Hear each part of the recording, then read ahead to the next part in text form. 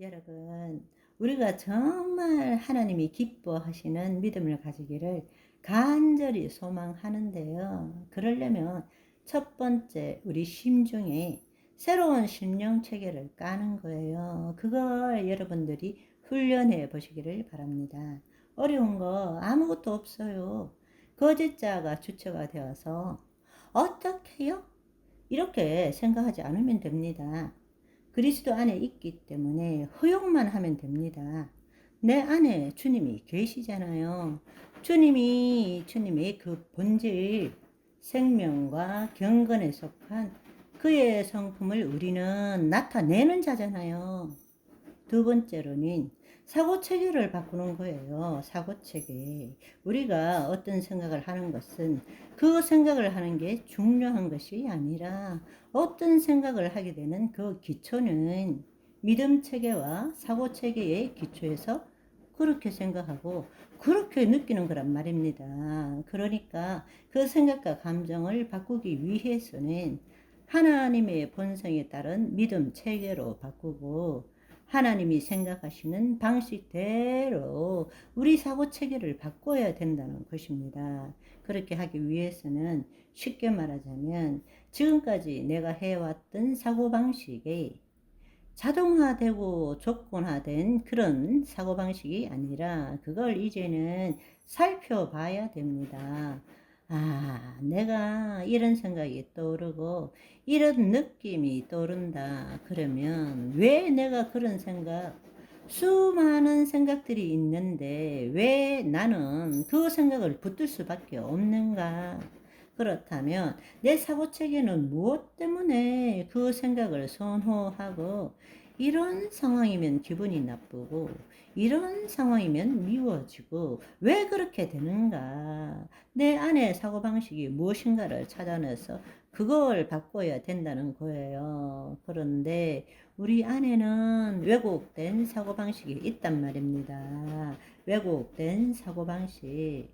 과장해요. 조그만 일도 상상을 해가지고 침소봉대하거나 조그만 일을 과장되게 막 상상한단 말입니다. 그리고 주관화 시킵니다. 모든 일을 내 입장에서만 보는 거예요. 주관적으로. 그렇기 때문에 그런 생각, 그런 감정을 느낄 수밖에 없다라는 것입니다. 그리고 양극화. 모든 것을 흑백 논리로 나누는 거예요. 양극화 시키는 거죠. 그리고 선택적으로 보는 거예요. 그러니까 나무만 보고 숲 전체를 안 보는 거죠.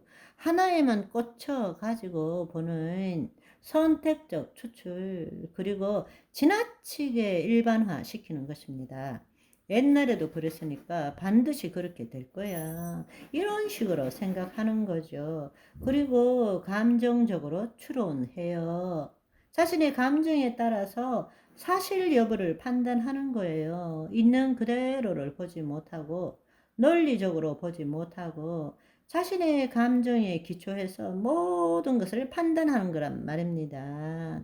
이런 왜곡된 사고방식이 있는 거예요. 그것뿐만 아니라 우리는 자기 자신에 대해서도 이런 식으로 왜곡하기도 하지만 늘 어떤 방향성을 가지고 있습니다. 예를 들자면 나는 완전해야 된다. 나는 모든 사람의 사랑과 인정을 받아야 된다. 문제에 직면하는 것보다 회피하는 것이 낫다. 일이 내 뜻대로 되지 않으면 나는 결코 행복할 수 없다. 나의 불행은 다른 사람의 잘못 때문이다. 이런 사고방식이 우리 안에 돌아가는 거예요. 그러면 우리의 생각과 감정은 늘 그것에 붙들려서 생각하고 느끼고 투사하고 인식할 수밖에 없는 것입니다. 이것은 비성경적이잖아요. 지금 말씀드린 거는 비성경적이잖아요. 그런데 우리는 그것을 살아오면서 부모로부터, 가족으로부터, 주위에 있는 친구들, 또 그 환경으로부터 우리는 그렇게 배워오고 지금 우리 안에 그게 완전히 자동화된 프로그램으로 자신도 알 수 없는 그곳으로 돌아가고 있는 것입니다. 그러니까 우리가 어떤 생각이 날 때, 어떤 느낌이 들 때, 왜 이런 생각이 들고, 왜 이런 느낌이 들까? 내 내면에는 어떤 사고체계가 있는 것일까? 이것을 볼 줄 알고, 이거를 성경적으로 바꿀 줄 알아야 한다는 것입니다. 세상적인 사고방식은 내가 원하는 것은 모든 것을 가질 수 있고 가져야 된다. 나의 업적이 나의 가치를 나타낸다. 인생은 편하게 살아야만 한다. 인생은 공평해야 한다. 원하는 것이 있을 때는 기다리지 말아야 한다. 인간은 근본적으로 선하다. 나를 나타내기 위해서는 약간의 거짓말도 필요하다. 나에게는 모든 것이 희지 않으면 검다. 중간은 없다. 과거의 경험이 미래를 결정한다. 이런 우리 안에 세속적인 사고방식이 들어있는 것입니다. 종교적으로도 마찬가지예요. 종교적으로도 하나님의 사랑은 노력으로 얻어낼 수 있다. 나는 하나님의 자녀이기 때문에 아픔과 고난을 당하지 않게 하실 것이다. 나의 모든 문제는 나의 죄 때문에 일어나는 것이다.